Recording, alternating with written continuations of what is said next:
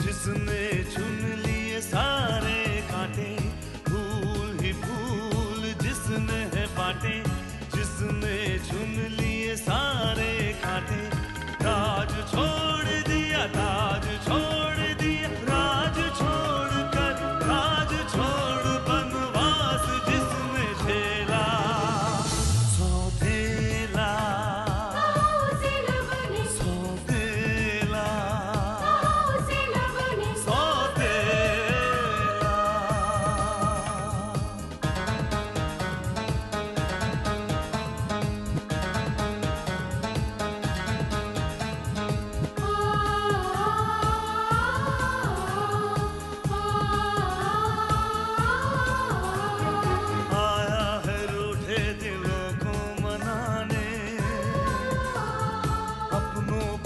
से वो अपना बनाने,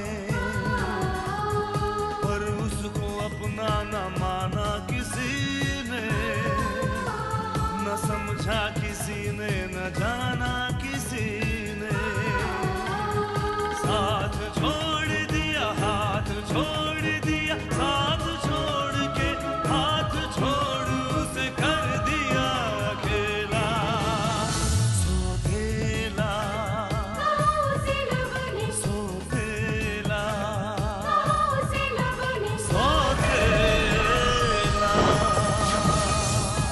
ये काम उस शख्स का है चौधरी साहब, जिसके दुम पर आपने खुद पाँव रखा था।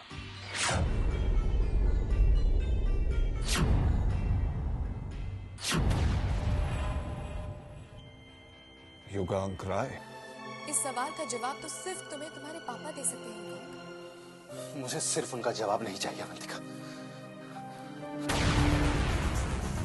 मुझे उनका साथ चाहिए,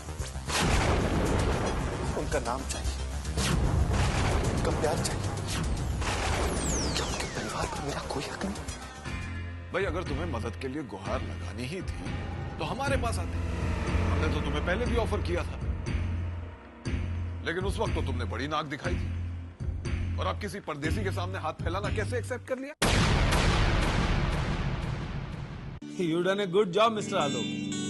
काम के प्रति तुम्हारी ये सिंसियरिटी देखकर मुझे बहुत खुशी होती है। And this is very good for your bright future. And my best wishes also with you. Thank you. क्या बात है? किसको शुभकामनाएं दे रहे हो? सुमन, हमारे ऑफिस में एक नया लड़का क्लर्क की पोस्ट पर अपॉइंट हुआ है। आलोक नाम है उसका। बहुत ही मेहनती और ईमानदार लड़का है। अच्छा, क्या वो लड़का आपको पसंद है? पसंद है? भाई काम के नजरिए से तो मुझे बहुत पसंद है, लेकिन तुम ऐसा क्यों पूछ रही हो? इसलिए कि अब हमें भी एक अच्छे लड़के की तलाश शुरू कर देनी चाहिए। अच्छे लड़के की तलाश शुरू कर देनी चाहिए? किस लिए? अपने कामिनी के लिए। शायद आपको एहसास ही नहीं होगा कि हमारी कामिनी अब बड़ी हो गई है, शादी के लायक हो गई है। बस अब हमें एक अच्छा लड़का ढूंढना ही होगा। पता नहीं क्यों सुमन, मुझे इस बात का कभी एहसास ही नहीं हुआ कि कामिनी बड़ी हो गई है, क्योंकि मैं जब भी उसे देखता हूँ तो मुझे वो छोटी सी बच्ची ही नजर आती है। वो इसलिए कि आपने कामिनी को हमेशा एक बड़े भाई के साथ साथ पिता के नजरिए से भी देखा है। शायद तुम ठीक कह रही हो सुमन। मैं अच्छी तरह से जानता हूँ कि आंखें बंद करने से रोशनी अंधेरे में नहीं बदल जाती। मुझे लगता है कि अब वो वक्त आ गया है जब एक बड़े भाई के साथ साथ बाप का फर्ज भी अदा करना होगा। इसलिए तो कह रही हूँ कि अब हमें एक अच्छा शरीफ लड़का तलाश कर लेना चाहिए, ताकि हम इज्जत के साथ कामिनी का घर बसा सके। भाभी,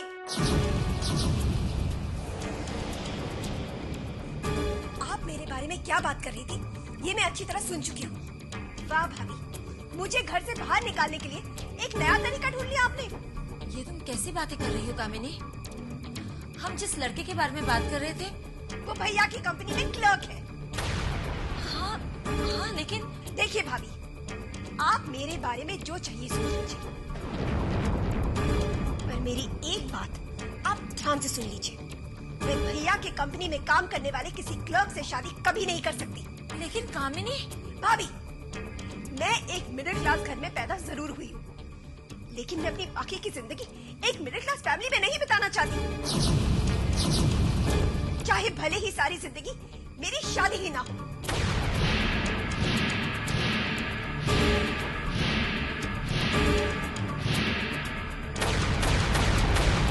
कामिनी, सुना आपने? यही बुराई है इस लड़की में। एक मिडिल क्लास घर में पैदा होके भी उसके सपने हमेशा हाई स्टैंडर्ड के ही हैं। देखो सुमन, हर इंसान को अपनी जिंदगी के बारे में अच्छा सोचने का हक होता है, सपने देखने का हक होता है। लेकिन इतना तो आप भी जानते हैं, जिन सपनों के पूरी होने की उम्मीद ही कम हो, उसे देखना गलत है। और फिर कामिनी के सपनों का हकीकत से कोई मेल ही नहीं है। जानता हूँ सुमन, मैं अच्छी तरह से जानता हूँ। हमें कामिनी की शादी के बारे में जो भी फैसला लेना होगा, वो हमारे हालात के साथ साथ उसकी खुशियों का ख्याल रखते हुए लेना होगा।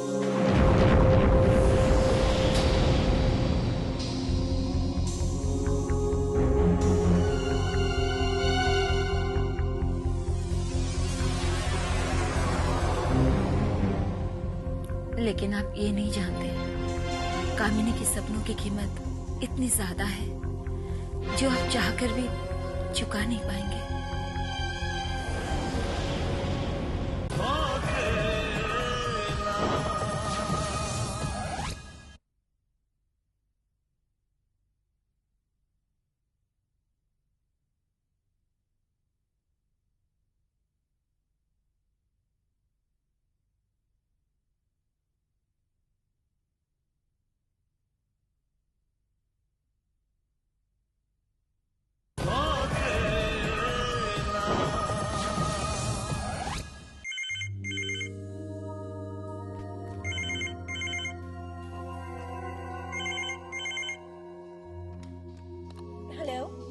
Hi, Miss Kamini Batra. How are you? तुम? हाँ, मैं तुम्हारा पुराना पहचान वाला, your old friend. तुमने फोन क्यों किया? ऐसा बचकाना सवाल है। अब मैं तुम्हारा आशिक तो हूँ ना, जो दिल बहलाने के लिए फोन करूंगा। मैं तो वो इंसान हूँ जो बिना जरूरत के अपने बाप को भी फोन नहीं करता। बस आजकल पैसों की थोड़ी कड़की सी थी, इसलिए। मैं तुम्हें जितना दे सकती थी उतना दे चुकी हूँ। अब मेरे पास तुम्हें देने के लिए कुछ भी नहीं है, समझे? ये तो मुझे मालूम है तुम्हारे पास देने के लिए कुछ भी नहीं है। जैसे तुमने पहली बार इंतजाम करा था ना पैसों का, इस बार भी तुम जरूर करोगे। हरगिज नहीं, तुम इस तरह बार बार मुझे ब्लैकमेल नहीं कर सकते। कर सकता नहीं कामनी, कर रहा हूँ। इस बार मेरी डिमांड बहुत छोटी सी है, सिर्फ 1 लाख रुपए।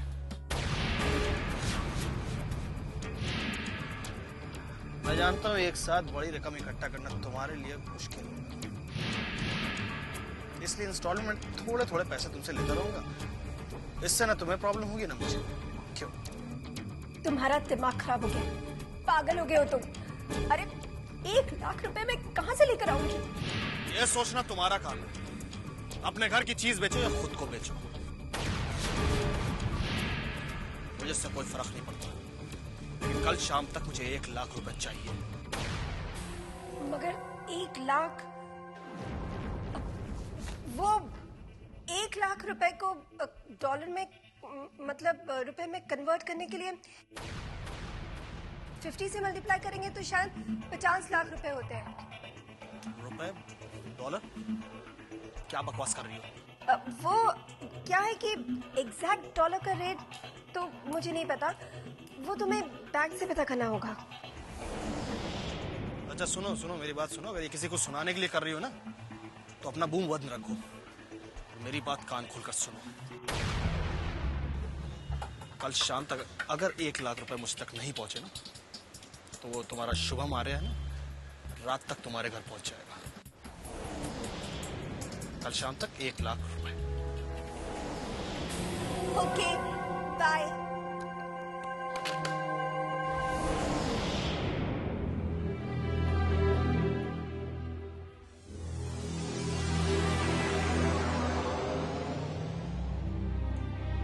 आखिर 1 लाख रुपया कामिनी ने किसको दिया होगा?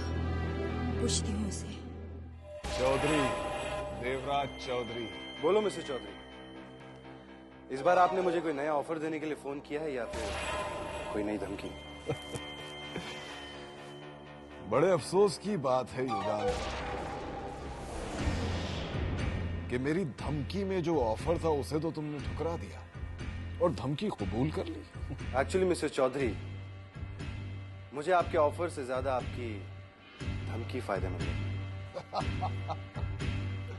फिर तो मुझे यह कहना पड़ेगा युगांक कि तुम्हें बिजनेस की बिल्कुल समझ नहीं है। तुम फायदे को नुकसान और नुकसान को फायदा समझते हो। अपनी अपनी समझ की बात है मिस्टर चौधरी। कोई नुकसान को फायदा समझता है और कोई फायदे को नुकसान। जैसे मैं अपने बिजनेस को नहीं समझता, वैसे आप भी अपने इंसानों को नहीं समझते।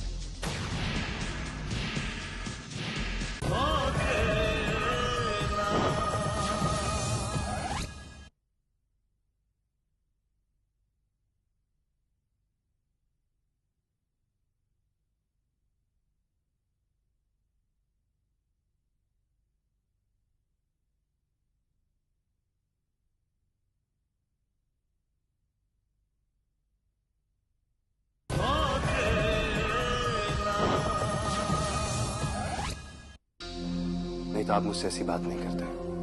करने को तो मैं बहुत कुछ कर सकता हूं युगांक, लेकिन मैंने सोचा तुम हमारे देश में मेहमान हो, इसलिए तुम्हें एक मौका तो मिलना ही चाहिए। मौका? हाँ, अपनी गलती सुधारने का मौका। तुम क्या समझते हो कि मैं नहीं जानता कि हमारी कंपनी के खिलाफ ये कारनामे कौन अंजाम दे रहा है? कैसे कारनामे देवराज चौधरी? तुम जानते हो युगांक। देखो चौधरी, मैं एक बिजी आदमी हूं और मुझे फालतू लोगों के फालतू कामों में कोई दिलचस्पी नहीं। युगांक रॉय, तुम्हें जो करना था तुम कर चुके। अब ये फालतू आदमी तुम्हें बताएगा कि ये क्या कर सकता है। जरूर, मैं देखना चाहता हूं कि तुम क्या कर सकते हो। बस एक बात याद रखना कि मैं विक्रम आर्य की तरह सिर्फ देखने में यकीन नहीं रखता। याद रखना।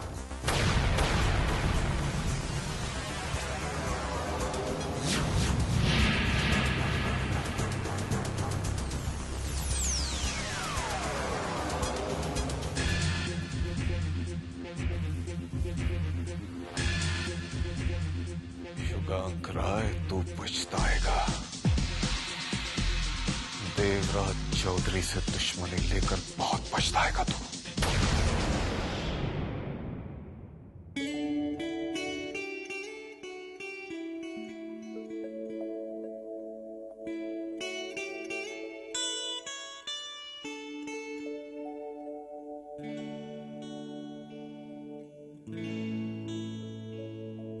स्नेहा जी। अरे गौरी, आओ अंदर आओ।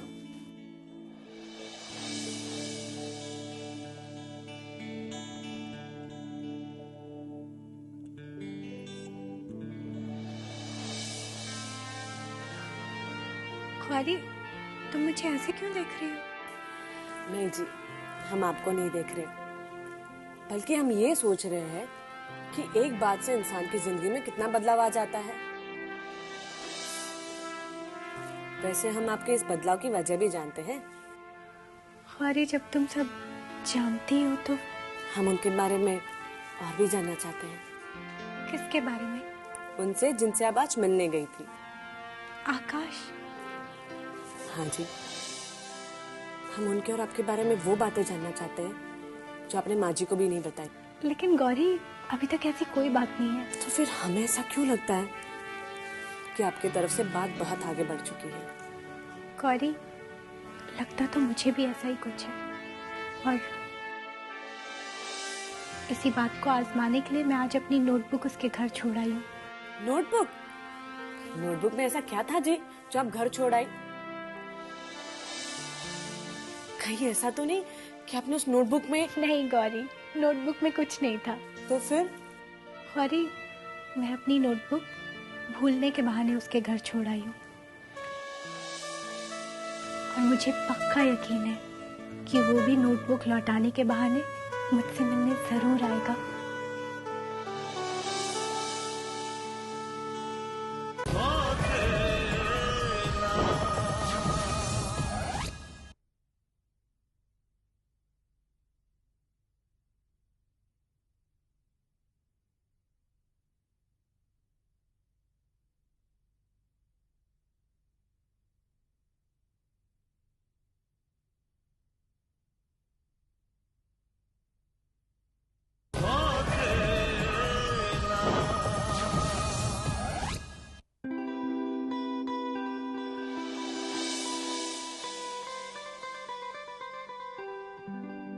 Hello aunty. हेलो। तुम? आकाश। हाँ, तुम वही हो ना जिसका बैग उस दिन गलती से मेरी बेटी लेकर आई थी? जी हाँ आंटी, और बाद में जिस पर गलती से आपकी बेटी ने मुझ पर गाड़ी चला दी थी। बाय द वे आंटी, आपकी बेटी कहाँ है? Sneha. Sneha? Yes mom. Hi. Oh hi Akash. लगता है गलतियाँ करने का कुछ ज्यादा ही शौक है अपनी बेटी को। ये अपनी बुक गलती से मेरे घर पे छोड़ के आ गई थी। तुम्हारे घर पे रह गई थी? मैं इन्हें कहाँ कहाँ ढूंढ रही थी। बेटा तुम कुछ लोगे? चाय, coffee? Just 1 glass of chill water. मैं अभी भिजवाती हूँ। बैठो। बस नहीं, मैं चलता हूँ, बस ये बुक्स ही देने आया था। बस? हाँ क्यों? नहीं, ऐसे ही। थैंक्स। It's okay. वैसे तुम्हें पता था ना ये बुक्स मैं वापस करने आऊंगा? या मुझे तो पता नहीं था कि मैं ये बुक्स तुम्हारे घर भूल आई हूँ। श्योर। मुझे लगा कि तुम जानबूझ के भूल गई। व्हाट? कोई जानबूझकर कुछ कैसे भूल सकता है? कभी कभी किसी को कुछ याद दिलाने के लिए कुछ भूलना पड़ता है, राइट? सर, हमें। ओके देन, मैं चलता हूँ। सुनो, रुको। I'm coming. नहीं नहीं नहीं नहीं, there is no hard feeling, there is no hard feeling. Business है, और बिजनेस में आपको फैसले दिल से नहीं दिमाग से लेने पड़ते हैं। और अब आई एम श्योर कि उस वक्त जो आपने फैसला लिया था वो भी सही था, और आज जो आप फैसला ले रहे हैं वो भी सही है। या श्योर श्योर। हाँ हाँ, नहीं नहीं, आपके लिए तो हमारे दरवाजे हमेशा खुले हैं, आप जब चाहे आ सकते हैं। ओके, हाँ ठीक है ठीक है। हाँ, आप जब चाहे आ सकते हैं। ओके, या ओके, या डोंट वरी, आप तक पहुंच जाएगा। राजीव आपसे कांटेक्ट कर देगा। Okay okay, take care. या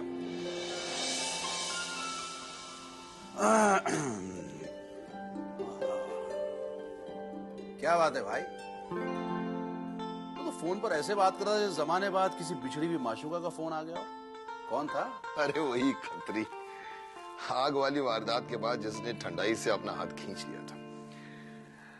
अब महाशय को हमारी ठंडाई में दोबारा दिलचस्पी नजर आने लगी है। Oh, really? अरे यार, that's a great news. हाँ महेश, अब काफी लोग दोबारा हमारी कंपनी की तरफ आ रहे हैं। इनफैक्ट पूरा बिजनेस अब हमारे कब्जे में है, हमारे फेवर में है। यार विक्रम, ये सब उस युगांक राय की वजह से हुआ है। युगांक राय की वजह से? यस, युगांक राय। यार उसका हमारी कंपनी में इंटरेस्ट लेना, हमारे ड्रिंक को इंटरनेशनल ड्रिंक बनाने की पेशकश करना, ये कोई मामूली बात नहीं है विक्रम। इससे क्या है, हमारी कंपनी की वैल्यू बढ़ती है लोगों की नजरों में। I think you are right Mahesh. अब लोगों को हमारी ड्रिंक पर यकीन आने लगा है। उन्हें लग रहा है कि जब एक बाहर का आदमी इस पर यकीन कर रहा है तो फिर अच्छी चीज ही होगी। एग्जैक्टली। और यही नहीं, अभी तो सिर्फ लोगों के कानों तक ये खबर पहुंची है कि वो हमारी कंपनी के साथ जुड़ रहा है। जरा सोच सोच सोच, जब वो वाकई हमारे ड्रिंक को इंटरनेशनल मार्केट में उतारेगा तब क्या आलम होगा भाई। हाय महेश, आई थिंक वो युगांक रॉय जो कुछ सोच रहा था सही सोच रहा था। He was dead sure कि हमें नुकसान नहीं होगा।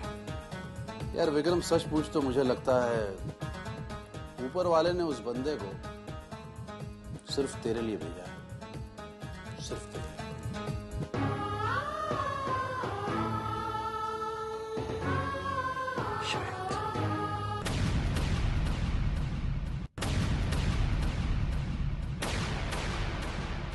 आंखों में ख्वाबों की बारात लेके, होठों पे गीतों की सौगात लेके, दिल में मोहब्बत के जज्बात लेके आया था कितनी खुशी